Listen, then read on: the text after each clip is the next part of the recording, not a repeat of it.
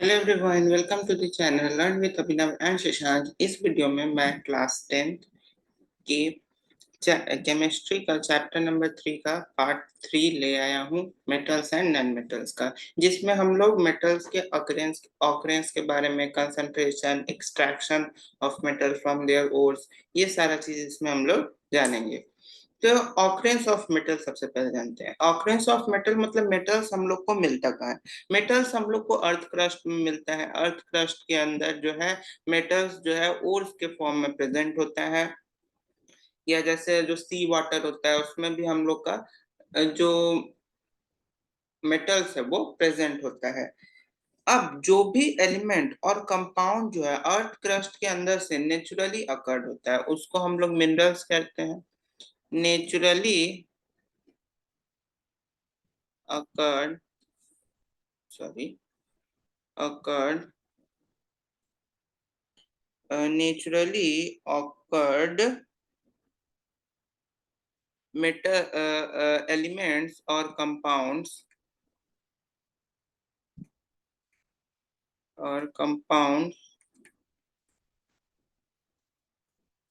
from earth crust।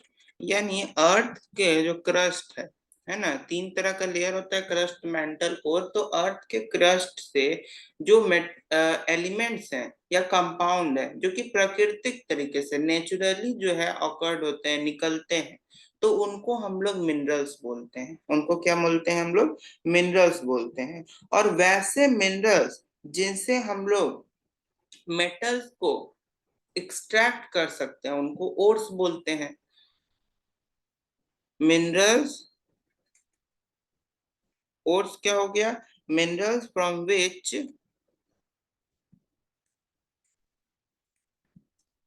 metals can be extracted, ऐसे extracted। Ores क्या हो गया? मिनरल्स, मिनरल्स जिनसे हम लोग मेटल को क्या कर सकते हैं? निकाल सकते हैं, बाहर निकाल सकते हैं, एक्सट्रैक्ट कर सकते हैं। वो तुम्हारे क्या हो गया? ओर्स हो गया। जैसे तुम देखते होगे, जैसे जो सोने का खदान होता है या सिल्वर का जो माइंस होता है, उसमें जो अर्थ का जो क्रस्ट है उसी के अंदर से तुम्हारा सिल्वर जो है मेटल्स रॉक्स में पाया जाता है, या जो चट्टान होता है उसमें तुम्हारा पाया जाता है गोल्ड, सिल्वर, एनीथिंग एल्स। उसी तरह से एक जैसे सी वाटर हो गया, सी वाटर के अंदर तुम्हारा क्रूड ऑयल पाया जाता है ना, मैग्नीशियम क्लोराइड, सोडियम क्लोराइड, जो कि तुम्हारा जो नमक में जो सोडियम क्लोराइड होता है वो भी पाया जाता है सी वाटर के अंदर। तो यही था ऑकरेंस ऑफ मेटल, कि हम लोग को मेटल्स मिलता कहाँ से है। तो अर्थ क्रस्ट से मिलता है, सी वाटर के अंदर से मिलता है हम लोग को मेटल्स। जो नेचुरली अकर्ड एलिमेंट्स होते हैं उनको मिनरल बोलते हैं, और जिनसे हम लोग मेटल से जिन मिनरल्स को हम लोग एक्सट्रैक्ट करते हैं उनको ओर्स बोलते हैं। इतना बात समझ में आ गया? चलिए अब हम लोग जान लेते हैं एक्सट्रैक्शन ऑफ मेटल्स के बारे में। सबसे पहले मैंने रिएक्टिविटी सीरीज आप लोग को बताया था, उसमें मैंने तीन तरह का बात किया कि मोस्ट रिएक्टिव, मॉडरेट और लेस रिएक्टिव। तो लेस रिएक्टिव से स्टार्ट करते हैं। लेस रिएक्टिव इस एलिमेंट जो होता है, लेस रिएक्टिव मेटल जो होता है, सबसे पहली बात, जो लेस रिएक्टिव मेटल है वो स्ट्रांगली बॉन्डेड होता नहीं है, लूजली बॉन्डेड होता है। तो उसमें अगर हम लोग हीट एनर्जी भी प्रोवाइड कर दे केवल, तो उससे भी वो क्या हो जाएगा? मेटल को एक्सट्रैक्ट कर लेंगे। अगर लेस रिएक्टिव मेटल्स में हम लोग जो है और उनका जो ऑक्साइड होता है, लेस रिएक्टिव मेटल्स का जो ऑक्साइड होता है, उनमें अगर हम लोग केवल हीट भी दें, हीट एनर्जी भी केवल दें, तो उससे हम लोग मेटल्स को एक्सट्रैक्ट कर सकते हैं। तो इसमें लिखेंगे extracted by giving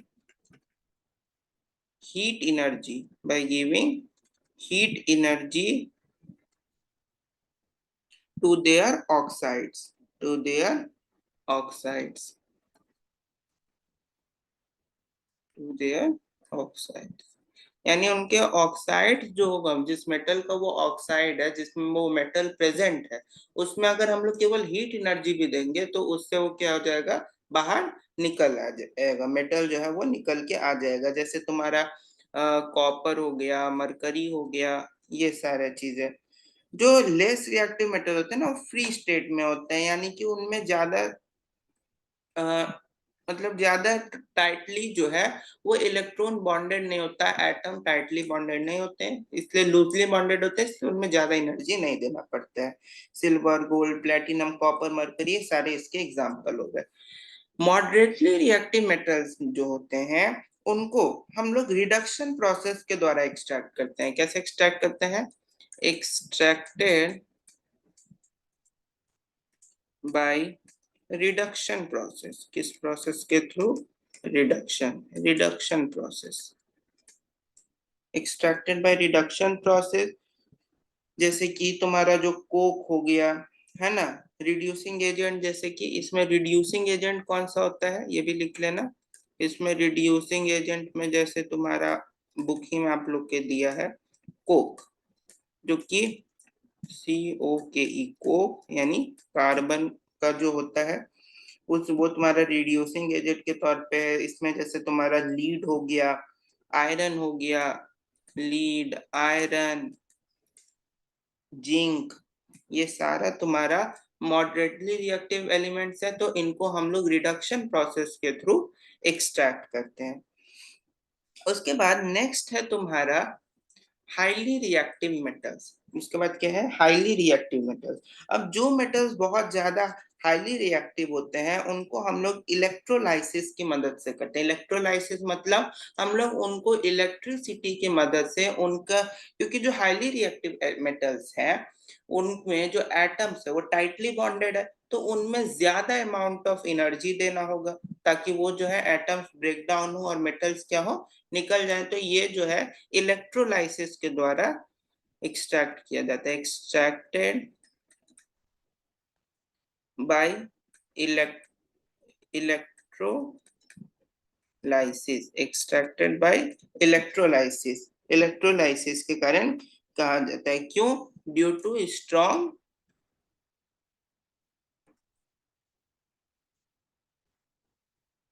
bond. Strong bond होता है एटम्स के बीच में, कम, है ना, इसीलिए उनमें हम लोग इलेक्ट्रोलाइसिस प्रोसेस का यूज करके हाईली रिएक्टिव मेटल्स को क्या करते हैं? एक्सट्रैक्ट करते हैं। जैसे कि तुम्हारा कैल्शियम हो गया, सोडियम हो गया, मैग्नीशियम हो गया,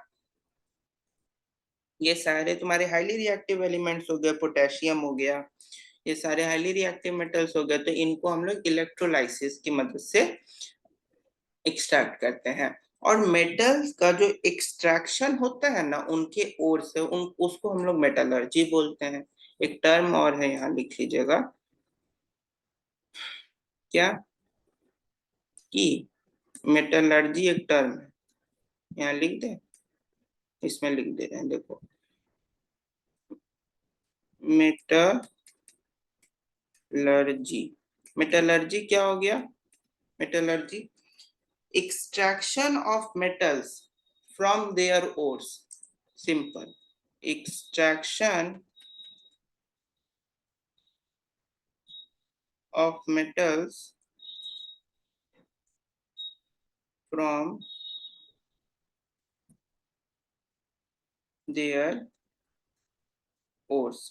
यानी उनके जो ओर्स हैं उनसे मेटल का जो एक्सट्रैक्शन होता है उसी प्रोसेस को हम लोग मेटलर्जी बोलते हैं। समझ में आया?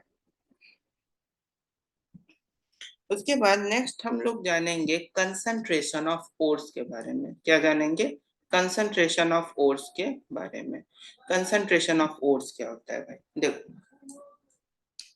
कंसंट्रेशन का मतलब होता है कि जो हम लोग मेटल्स निकाले, अब अर्थ क्रस्ट से ओर के फॉर्म में मेटल निकाले, फिर उस ओर से वो जो ओर निकला उससे अलग अलग प्रोसेस के थ्रू, इलेक्ट्रोलाइटिक रिफाइनिंग के थ्रू या रिडक्शन प्रोसेस के थ्रू जो मेटल निकला, अब उसको कंसंट्रेटेड ऑफ ओर मतलब जो मेटल ओर निकला उसको साफ कैसे करेंगे, उसको साफ कैसे करते हैं। द मतलब कि कंसंट्रेशन ऑफ ओर का मतलब वही हुआ कि जो भी इम्प्योरिटीज है, जो भी गैंग पार्टिकल्स है ना, जैसे सॉइल, सैंड, कंकड़, बालू, जो भी है, उसको जो है हटाने का जो प्रोसेस होता है ओर के ऊपर से, उसको हम लोग कंसंट्रेशन ऑफ ओर्स बोलते हैं। Removal of gangue from the ore is called concentration of ore या इनरिचमेंट ऑफ ओर्स। समझ में बात आ गई? इसका भी तीन तरीका है। एक है तुम्हारा extraction of low reactive metals, दूसरा है extraction of medium reactive metals, और तीसरा जो है वो बहुत ज्यादा है, स्मेल्टिंग, थर्माइट रिएक्शन। ये सारी चीज को भी बताते हैं। सबसे पहले लो रिएक्टिव मेटल्स को देखो। लो रिएक्टिव मेटल्स का जैसा कि अभी बताया कि इनमें लूजली बॉन्डेड होते हैं एटम, तो ये जो है सेल्फली रिड्यूस्ड हो जाते हैं। एक टर्म यहाँ पे यूज किए सेल्फ रिडक्शन। क्या यूज किए? सेल्फ रिडक्शन, यानी कि ये अपने आप ही क्या हो जाते हैं? रिड्यूस हो जाते हैं। जैसे कि तुम्हारा मरकरी हो गया, कॉपर वेंसेस हो गया, गैलेना हो गया, ये सारे चीजें।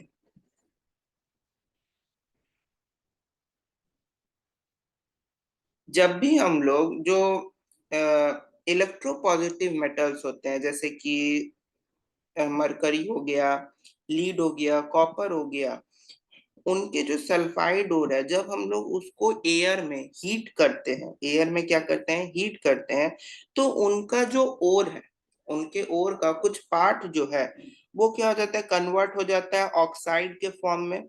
और जो बाकी बचा पार्ट है वो सल्फाइड से क्या करता है? रिएक्ट करता है, ताकि हम लोग को मेटल और सल्फर डाइऑक्साइड भर सके। इस प्रोसेस में कोई एक्सटर्नल रिड्यूसिंग एजेंट होता नहीं है। एग्जाम्पल इसमें वेरी मच इंपॉर्टेंट है। एग्जाम्पल से हम समझाते हैं हम क्या बोल रहे हैं।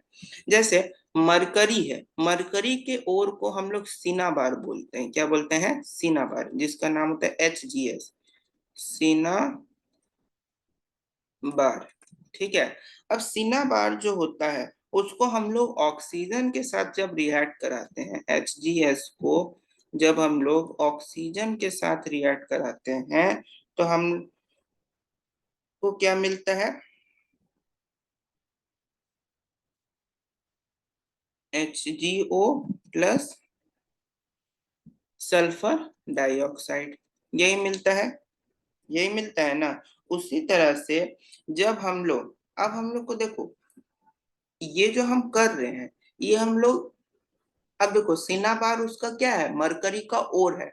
अब उसमें हम ऑक्सीजन दिए और प्लस हीट एनर्जी, ऑक्सीजन है ना, दिए और प्लस हीट एनर्जी दिए, तो हम लोग का जो जो सीना बार था उसको हम लोग ऑक्सीजन के साथ एयर में हीट किए, और हीट करने के बाद वो देखो मर्क्यूरी के ऑक्साइड और सल्फर डाइऑक्साइड में टूट गया। अब ये जो मर्क्यूरी ऑक्साइड है, इसको जब हम लोग हीट करेंगे, इस मर्क्यूरिक ऑक्साइड को जब हम लोग हीट करेंगे, तो हम लोग को क्या मिल जाएगा? मरकरी मिल जाएगा और ऑक्सीजन रिलीज हो जाएगा। सिंपल, मरकरी हम लोग को मिल गया उसके ओर से। उसी तरह से जैसे तुम्हारा Cu2s है, Cu2s है, कॉपर गैल, इसको बोलते हैं कॉपर गैलेंस। ठीक है, Cu2s, तो Cu2s को जब हम लोग ऑक्सीजन के कांटेक्ट में लाएंगे, जब इसको हम लोग Cu2s को यहाँ पे लिख देते हैं कॉपर ग्लांस, कॉपर ग्लांस, जब इसको हम लोग Cu2s को ऑक्सीजन के साथ हीट, मतलब कि ऑक्सीजन का है एयर में, एयर में जब हम लोग उसको हीट करेंगे, हीट किए एयर में, तो हम लोग को क्या मिल जाएगा? Copper oxide, simple copper oxide मिलेगा, और सल्फर डाइऑक्साइड निकलेगा, 2SO2 निकल गया। अब ये कॉपर ऑक्साइड को फिर से हम लोग हीट करेंगे, 2O को फिर से हम लोग हीट किए, तो हम लोग को क्या मिल जाएगा? कॉपर। अब देखो कॉपर ऑक्साइड है, इसको हम लोग डायरेक्टली हीट कर नहीं सकते हैं, इसको हम लोग कॉपर सल्फाइड के साथ हीट करेंगे, CO2s। क्योंकि हम लोग को जो है लास्ट में हम लोग के क्या बचना चाहिए? Sulphur dioxide. तो सल्फर डाइऑक्साइड को वापस से प्रोड्यूस करने के लिए हम लोग उसमें कॉपर, जो कॉपर सल्फाइड है उसका भी यूज करेंगे। तो इन दोनों को जब हम लोग रिएक्ट कराएंगे, तो हम लोग को मिलेगा 6 कॉपर प्लस सल्फर डाइऑक्साइड। जितना भी यहाँ रिएक्शन लिखा हुआ है सारा अपनी कॉपी में नोट जरूर करिएगा, क्योंकि ये सारे इंपॉर्टेंट रिएक्शन है। ठीक है, उसके बाद हम इधर कुछ और रिएक्शन लिखवा रहे हैं, उसको भी देख लो। जैसे अब हम लोग एक और है तुम्हारा लीड सल्फाइड, जिसको हम लोग गैलेना भी बोलते हैं, पीबीएस, लीड सल्फाइड। यहाँ लिख देते हैं गैलेना। तो लीड सल्फाइड को जब हम लोग 2 पीबीएस को जब हम लोग ऑक्सीजन के कांटेक्ट में हीट करते हैं, क्या करते हैं, हीट करते हैं, तो हम लोग को क्या मिलता है, लीड ऑक्साइड, लीड ऑक्साइड मिलता है और सल्फर डाइऑक्साइड रिलीज हो जाता है, सल्फर डाइऑक्साइड रिलीज होता है।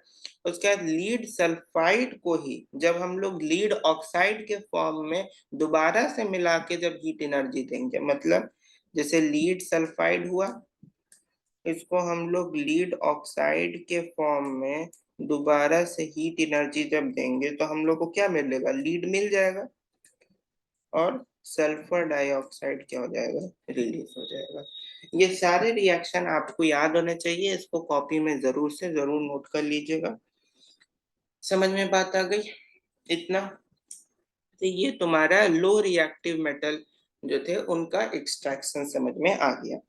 अब मीडियम रिएक्टिव जो मेटल्स होते हैं उनको हम लोग या तो रोस्टिंग प्रोसेस के थ्रू या कैल्सिनेशन प्रोसेस के थ्रू क्या करते हैं, एक्सट्रैक्ट करते हैं, कंसंट्रेटेड करते हैं या एक्सट्रैक्ट करते हैं, इनरिच करते हैं। अब देखो कैसे करते हैं। सबसे पहले हम जान लेते हैं रोस्टिंग प्रोसेस को। किस प्रोसेस को जान लेना है सबसे पहले, रोस्टिंग प्रोसेस को। तो इतना इतना लिख लिए हो, लिख लेना, ठीक है, लिख ही लिए हो तो अच्छी बात है। गुड।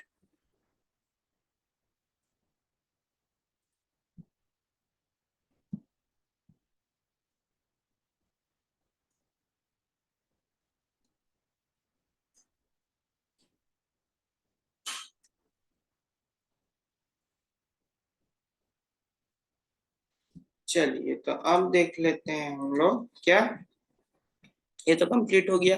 अब इसका बारी, इसको देखते हैं। एक्सट्रैक्शन और कंसंट्रेशन यहाँ होना चाहिए, एक्सट्रैक्शन के लिखा हुआ है बार बार, कंसंट्रेशन यहाँ क्या होना चाहिए, कंसंट्रेशन।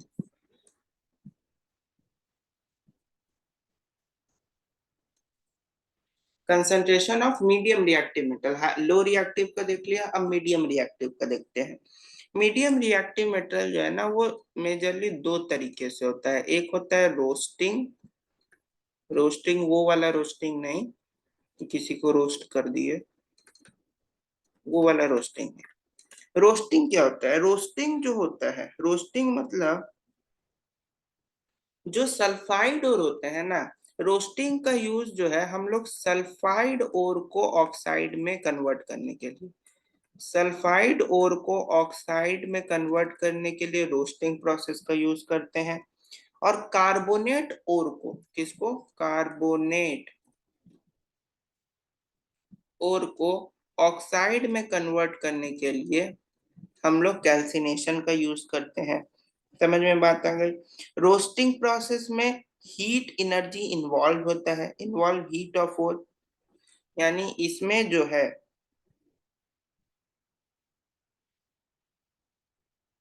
इसमें रोस्टिंग प्रोसेस में हीट एनर्जी इन्वॉल्व होता है, इसमें लिख लेना हीट एनर्जी इन्वॉल्व,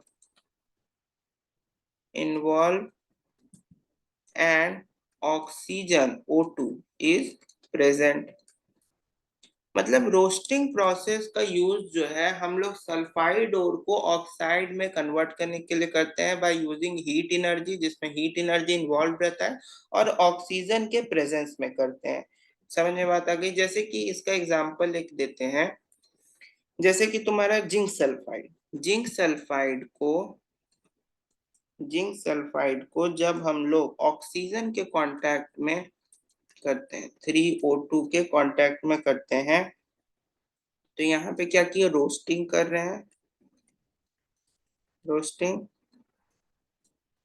रोस्टिंग किए तो 2ZnO zinc oxide plus sulphur dioxide का फॉर्मेशन हो गया, जिंक ऑक्साइड और sulphur dioxide.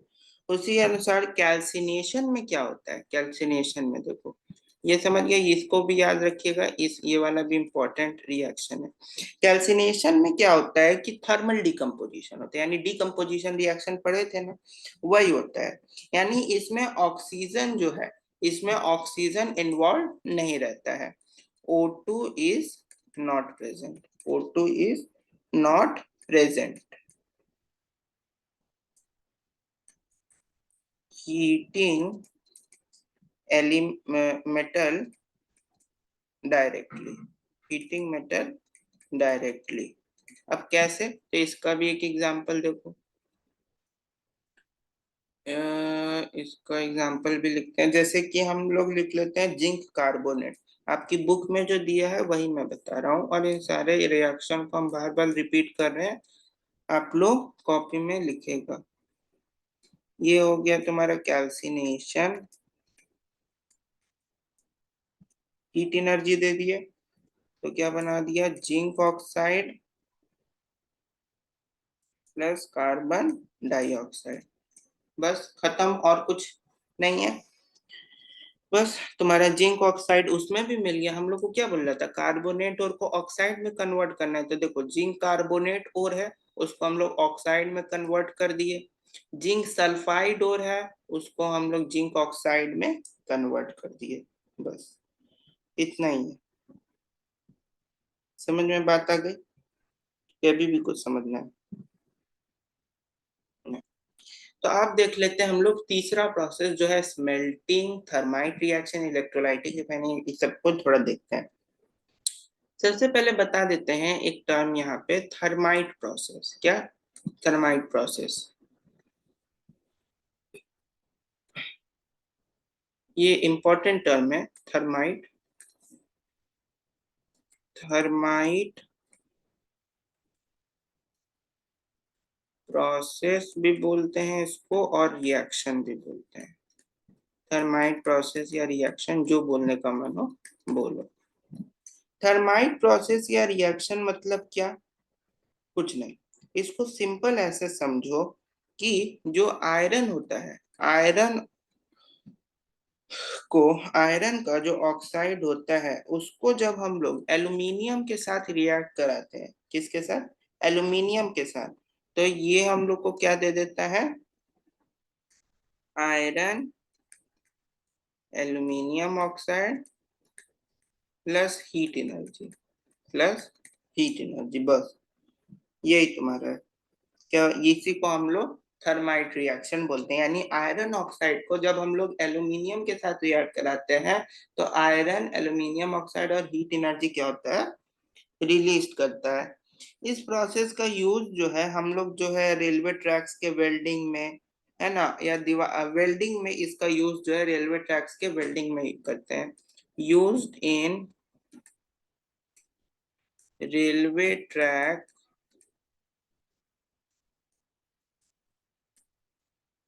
Welding, railway track के वेल्डिंग में इसका यूज हम लोग करते हैं, बस समझ में बात आ गई।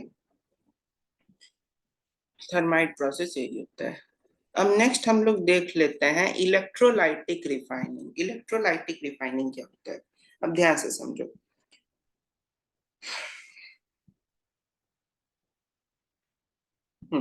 इलेक्ट्रोलाइटिक रिफाइनिंग क्या होता है, इलेक्ट्रोलाइटिक रिफाइनिंग मतलब होता है, इसमें सिंपल कॉपर को हम लोग को प्यूरिफाई करना होता है। इसमें क्या करना होता है, इसमें हम लोग ये, हाँ, इसमें हम लोग प्यूरिफाई किसको करते हैं, कॉपर को, कॉपर, कॉपर को हम लोग इसमें प्यूरिफाई करेंगे। अब देखो इसमें होता क्या है, समझो इसको, समझ, ये सब समझने का चीज है, यहाँ पे लिखेंगे नहीं, केवल समझा रहे हैं। ये तुम्हारा क्या है, ये एक हम लोग कोई मग ले लो या कोई भी टब है, उसमें जो है हम लोग वो कॉपर सल्फेट सोल्यूशन, एक बीकर ले लिए, बीकर में हम लोग कॉपर सल्फेट सोल्यूशन को क्या किए, डाल दिए। इस बीकर में हम लोग क्या लिए, कॉपर सल्फेट सोल्यूशन को इस बीकर में हम लोग डाल दिए। और इसमें एक तरफ क्या है, एनोड, एनोड क्या, जिसपे निगेटिव चार्ज होता है, एनोड क्या होता है, जिसपे निगेटिव चार्ज होता है, और कैथोड जिसपे पॉजिटिव चार्ज होता है, एनोड पे निगेटिव, कैथोड पॉजिटिव। अब इन दोनों को कनेक्ट कर दिया किससे, एक सेल से, एक सेल से क्या किए, कनेक्ट कर दिए। कैथोड पे तुम्हारा प्योरली मेटल है और एनोड पे प्योरली नॉन मेटल है। अब ये कॉपर सल्फेट सॉल्यूशन में इनको डाल दिए। अब होगा क्या कि जब हम लोग इस सेल से इलेक्ट्रिसिटी को पास कराएंगे, क्या करेंगे, जब इलेक्ट्रिसिटी को हम लोग पास कराएंगे तो कैथोड से, कैथोड पे क्योंकि पूरा मेटल है, तो इससे जो है इलेक्ट्रॉन के साथ साथ कॉपर क्या होगा, वो एक्सट्रैक्ट होगा। इलेक्ट्रॉन, कॉपर के साथ साथ इलेक्ट्रॉन भी क्या, मतलब जैसे हम लोग जब इलेक्ट्रिसिटी देंगे तो इलेक्ट्रॉन लूज होगा, इलेक्ट्रॉन लूज होगा तो इसमें कॉपर भी तुम्हारा क्या होगा, साथ साथ रिलीज होगा। यहाँ पे हम लिख ही देते हैं प्योर मेटल, यानी कि यहाँ पे तुम्हारा कॉपर प्रेजेंट है इसमें। और ये एनोड जो है ये इम्प्योर मेटल है, यानी कि इसमें मतलब इम्प्योरिटीज है, गंदगी है, ठीक है, इम्प्योर है ये, इम्प्योर एनोड। तो अब जब इसमें इलेक्ट्रिसिटी को पास कराएंगे तो क्या होगा, इलेक्ट्रॉन निकलेगा, इलेक्ट्रॉन निकलेगा तो इलेक्ट्रॉन जैसे जैसे जैसे निकलेगा वैसे वैसे इसमें से कॉपर भी क्या होगा, एनोड की तरफ जाने लगेगा। और जैसे जैसे कॉपर जो है वो एनोड की तरफ जाएगा, वैसे वैसे जो इम्प्यूरिटीज है वो क्या होगा, एनोड मड के फॉर्म में कॉपर सल्फेट सॉल्यूशन में नीचे क्या होने लगेगा, मिलने लगेगा। यानी इससे इम्प्यूरिटीज क्या होगा, धीरे धीरे नीचे चला जाएगा। और ये जो कैथोड है इससे सारा कॉपर कहाँ चला आएगा, एनोड पे, सारा कॉपर कहाँ चला आएगा, एनोड की तरफ। समझ में आया?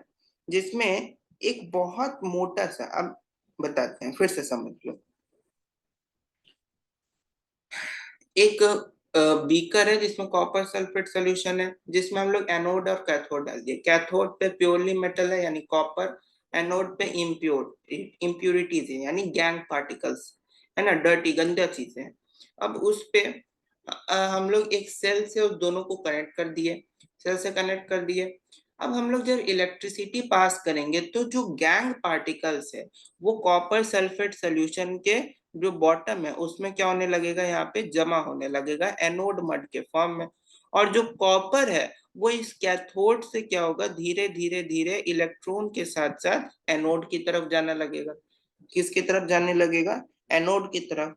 और इसी प्रोसेस को हम लोग इलेक्ट्रोलाइटिक रिफाइनिंग बोलते हैं। इसी प्रोसेस को क्या बोलते हैं, इलेक्ट्रोलाइटिक रिफाइनिंग बोलते हैं। समझ में बात आ गई?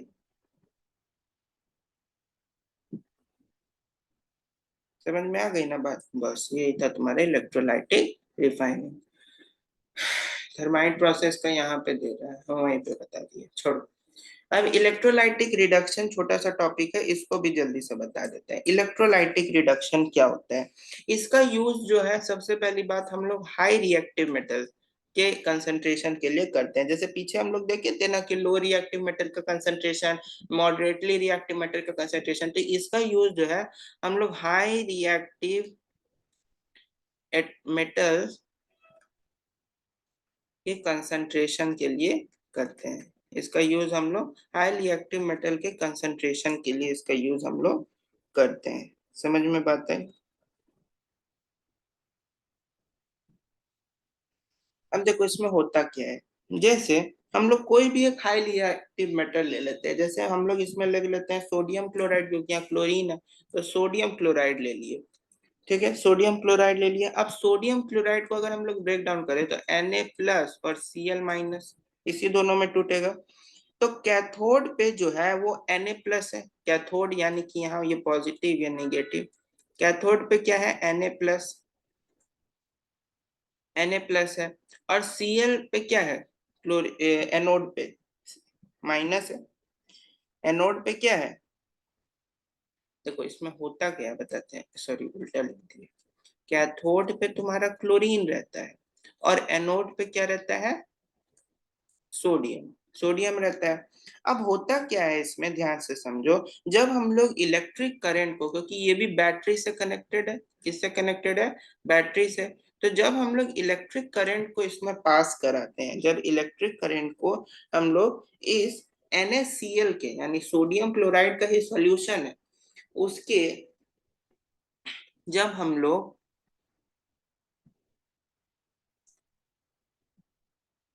एक मिनट, पेन नहीं चलता रहता है।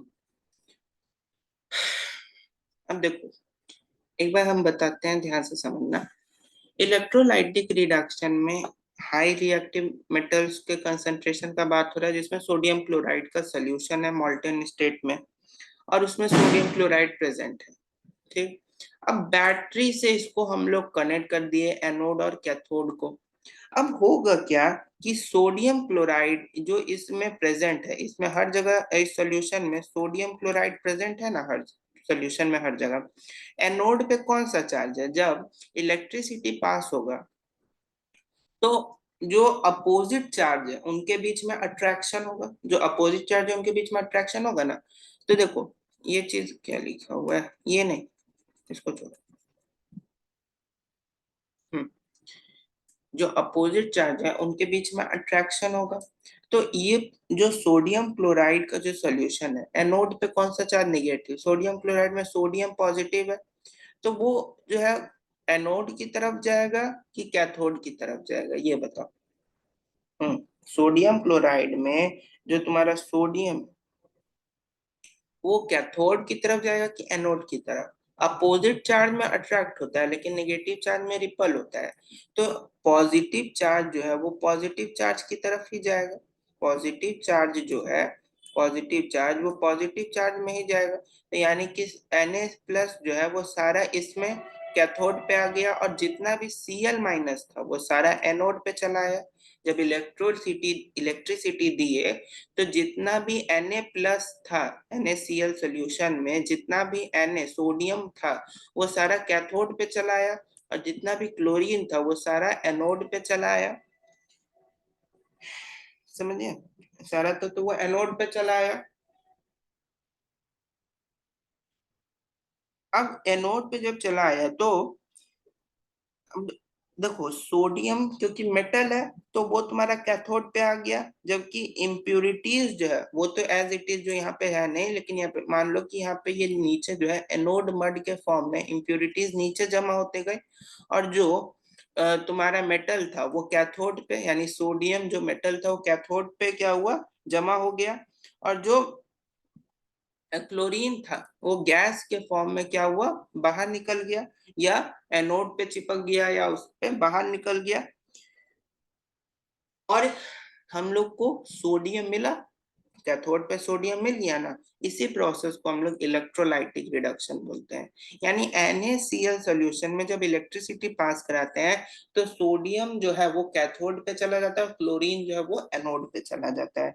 और इसी प्रोसेस को हम लोग जो है, हम लोग इलेक्ट्रोलाइटिक रिडक्शन बोलते हैं।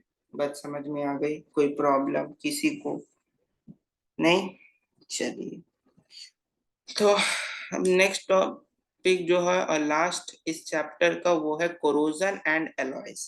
कोरोजन एंड एलॉयज में हम लोग को ज्यादा नहीं जानना है। कोरोजन तो हम लोग पहला चैप्टर में भी पढ़े थे कि मॉइस्चर मेटल जो होते हैं उन पे जो मॉइस्चर का, एयर का या केमिकल्स का जो भी है, जो सराउंडिंग के कारण जो ग्रेजुअली अटैक होते हैं, यानी उन पे जो मॉइस्चर का, एयर का, केमिकल्स का जो प्रभाव पड़ता है मेटल्स पे, जो एक्शन होता है, उसी को हम लोग कोरोजन बोलते हैं। जिसको कि हम लोग रस्टिंग ऑफ आयरन, जैसे आयरन का जो रस्टिंग होता है एयर के कारण, मॉइस्चर के कारण, है ना, और उसी को हम लोग कोरोजन बोलते हैं। कोरोजन का हम लोग को प्रिवेंशन जानना इसमें जरूरी है। इसमें कोरोजन का प्रिवेंशन जानना जरूरी है। जैसे इसमें हम लोग सबसे पहला तो तुम लोग देखते होगे कि हम लोग कोटिंग कर देते हैं, कोटिंग विथ ग्रीस और पेंट। ग्रीस से या पेंट से हम लोग क्या करते हैं, कोटिंग कर देते हैं। पहला चीज। दूसरा चीज क्या, एलॉइंग। एलॉइंग मतलब क्या होता है? एलॉइंग मतलब, एलॉय क्या होता है? मेटल और नॉन मेटल का कॉम्बिनेशन को क्या बोलते हैं? एलॉय। तो एलॉयड मेटल जो है वो ज्यादा, मतलब कोरोजन पे वो ज्यादा क्या बोलेंगे, रेसिस्टेंट होता है। मतलब कोरोजन का एलॉइंग पे कोई असर नहीं पड़ता है। जैसे कि तुम्हारा देखते हो कि घर में स्टील जो होता है, स्टेनलेस स्टील, घर में मेट्रो में भी देखते होगे, जो स्टेनलेस स्टील होता है उस पे कोरोजन का कोई असर नहीं पड़ता है। इसीलिए उसको हम लोग क्या करते हैं, एलॉइंग कर देते हैं। एलॉइंग, एलॉइंग कर देते हैं, यानी एलॉयड मेटल जो है वो कोरोजन से रेसिस्टेंट होता है, तो उस पर कोई असर नहीं पड़ता है कोरोजन का, रस्टिंग वस्टिंग का कोई असर नहीं पड़ता, जैसे स्टेनलेस स्टील हो गया। उसके बाद तीसरा एक प्रोसेस होता है तुम्हारा गैल्वनाइजेशन। क्या? गैल्वनाइजेशन। गैल्वनाइजेशन, गैल्वनाइजेशन क्या होता है? इसमें क्या करते हैं कि जिंक या आयरन जो आर्टिकल्स होता है ना, उनका एक मोटा सा परत जो है, क्या करते हैं, इसको ऐसे समझो जैसे कि कोई भी मेटल है, कोई भी मेटल है, इस मेटल के ऊपर हम लोग जिंक का या आयरन का बहुत मोटा मोटा क्या करते हैं, परत को इसके ऊपर से कोट कर देते हैं, यानी पूरी तरह से ढक देते हैं। कोटिंग ऑफ जिंक और आयरन आर्टिकल्स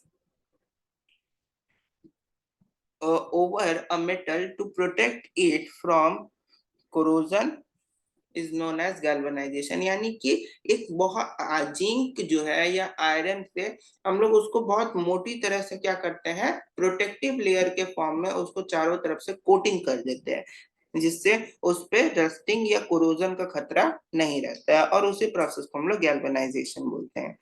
समझ में बात आ गई? तो तीसरा क्या था, गैल्वेनाइजेशन। चौथा तुम्हारा प्रोसेस होता है इलेक्ट्रोप्लेटिंग। इलेक्ट्रोप्लेटिंग, इलेक्ट्रोप्लेटिंग क्या होता है? ये ऐसा मेथड होता है, यानी कि एक मेटल को दूसरे मेटल के साथ कोट कर देना। इलेक्ट्रिक करंट का यूज करके एक मेटल को दूसरे मेटल के साथ क्या कर देना, कोटिंग कर देना। जैसे सिल्वर प्लेटिंग, वो देखते होगे ना, बोलते हैं लोग सिल्वर का प्लेटिंग करवा लीजिए, है ना, कॉपर प्लेटिंग करवा लीजिए, निकल प्लेटिंग करवा लीजिए। एग्जाम्पल में क्या हो जाएगा, सिल्वर प्लेटिंग, ये सारी चीजें। ठीक है, उसके बाद बस इतना ही है। समझ में बात आ गई? नेक्स्ट आपका टर्म एक आता है एलॉयज। एलॉयज का क्या होता है?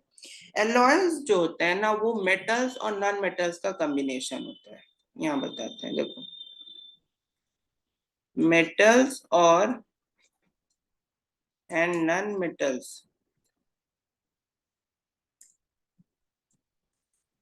मेटल्स का जो कॉम्बिनेशन होता है ना, कॉम्बिनेशन, इसी को हम लोग एलॉयज बोलते हैं। यानी homogeneous mixture of metal with another non metals और metals is known as alloy. जैसे कि तुम्हारा इसमें कुछ कुछ एग्जाम्पल याद रखना है, बुक में भी आपके दिए, बुक रीडिंग आप लोग जरूर कीजिएगा इस चैप्टर का, तो और अच्छे से आप लोग को जानने को मिलेगा। जैसे कि तुम्हारा जो ब्रोंज होता है, ब्रोंज, ब्रोंज, ये तुम्हारा जो है कॉपर और टीन का जो है एलॉय होता है। उसके बाद ब्रास, जो कि तुम्हारा कॉपर और जिंक का होता है। ठीक है, कॉपर और जिंक का। इसी तरीके से दो तीन वो आपके बुक में दिया होगा, तो बुक को रीडिंग जरूर कीजिएगा, ताकि आप लोग को और ज्यादा क्लियर हो पाए सब चीज। ठीक है, तो यहाँ पे आपका चैप्टर जो है पूरी तरह से खत्म होता है। होपफुली आपको चैप्टर पसंद आया होगा, वीडियो पसंद आई होगी। अगर पसंद आया हो तो चैप्टर को लाइक कीजिएगा, वीडियो को लाइक कीजिएगा, चैनल को सब्सक्राइब कीजिएगा, और अगले अपडेट का इंतजार कीजिएगा। तब तक के लिए thank you and have a good day. ठीक है, तीन को बाहर निकाल दे। Thank you.